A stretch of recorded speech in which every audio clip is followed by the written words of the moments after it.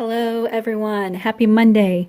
Thank you so much for joining me. Lisa here with Lisa Capen Quilts, and today I'm going to catch you up on where we are with my collage style t-shirt quilt. So the last time we left off, I still had a couple of loose blocks up here, and we talked about how I was going to join those together.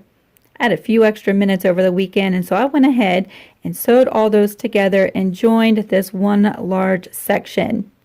So today I've spent the majority of the day stabilizing and cutting out all of the blocks that you see in light green. So let me show you where we were up until this point right here. You can see those two sections are coming together really nice. There's two larger sections up on the board, and that's where we are as I started this morning. So coming back and taking a look at my little grid here, you can see all of these little blocks. Today, I have not sewn any of these blocks together. I've just been busy stabilizing and cutting out. A few of these blocks I went ahead and changed. Let me bring you a little bit closer. Okay, I think that's better. You can see a little bit more of what I wanted to show you. Because I have not cut out my blocks, I've only separated the fronts from the backs of the t-shirts, I can be really flexible when it comes to cutting out my blocks as I'm working through the quilt. In order to avoid a partial seam right in this section, I was able to scoot some blocks over, and I know this looks kind of jumbled up, but make a couple of my blocks a little bit bigger. See, right in this section, I just extended this block 2 more inches over. In this section, I moved this block that was right here down and over, and that avoided a partial seam right in this area. So I've had some flexibility in not cutting my shirts until I'm ready for them to go up on the board. So that's one tip that I wanted to share with you, is if you're doing a collage style quilt and all your blocks are going to be different sizes, you might want to wait until you're actually cutting out your pieces as you're going through your quilt. And that way, if you need to make a block larger or smaller, you can do that. And that avoids a lot of patching in little pieces and stuff like that. So I wanted to just share that with you. So let's see, you can see I've worked my way down. I'm coming to the parts where I'm going to have to do some embroidery soon.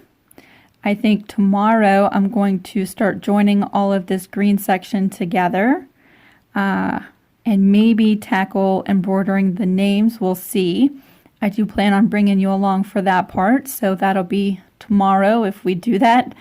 There was one other thing that I wanted to share with you, a tip. But before we get to that, I had a question from Daniel, and I'm going to post the question here, and Daniel asked about the interfacing. What is my favorite type of interfacing to stabilize the back side of the t-shirts? And my favorite is the Capen P44F. And earlier on in my YouTubing videos, I showed a lot of like how to stabilize your shirts, how to cut apart your shirts, how to stabilize a button front shirt. All of those videos are all done with the Capen P44F. You can find it at Joann's, and you can also find it at Amazon.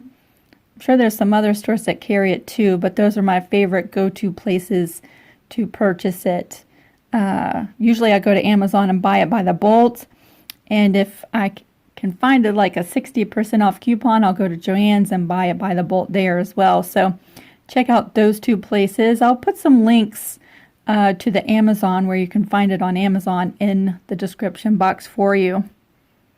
So let me go ahead. I'm going to pause the video. I had one more tip that I wanted to share in today's video. So I was working my way, cutting out all of my different blocks, and I came to block 49, and I wanted to add a little patchwork border right on the side of this. This patchwork border ends up falling right on the edge of my quilt. Well, one of the things I've mentioned in some of my other videos is that anytime I have a seam that falls on the perimeter of my quilt, anywhere along the edges, I like to do some back stitching to lock those in place, because as we're basting our quilt and quilting our quilt, we tend to move things around and shift things around, and my experience is that if you don't do some back stitches right in these places, that sometimes these blocks will start to separate, and we don't want to have that happen. So anytime, like between these two blocks, I will do a back stitch here. Between these two blocks, I'll do a back stitch, back stitch, back stitch, back stitch, and so on. But this patchwork block right here, I have a bunch of tiny little seams all the way through. And so what I did is I just brought this to the sewing machine once this strip was on, and I did a straight stitch close to the edge of the quilt, but that stitch will be hidden by the binding when I do the binding on the quilt. But that's going to keep these little blocks from ever separating while I'm working with the quilt, either assembling the quilt top, basting, or quilting. Those blocks are not going to separate now because we've locked them in place with just a straight stitch. So that's the tip that I wanted to share with you. It's going to be a quick little update video today. Tomorrow, though, we'll be joining this section together. Maybe do an embroidery. I might save that for the next day. I'm not sure yet. We're playing this all by ear. But if you have any questions, feel free to jump down to the comment section. I might even be able to feature your question in tomorrow's video. And this is where we are. I look forward to spending some time with you tomorrow, or this evening. We're doing a Facebook Live on the Creative Crew group at 8 o'clock Eastern Standard Time. So either way, we'll see you today or tomorrow. Have a great evening, everybody. Bye. I thought as we close for today, I would show you the two larger sections that we've put together already, and then all of the loose green pieces that we saw on my grid. This is what everything looks like so far. I look forward to seeing you tomorrow. Bye.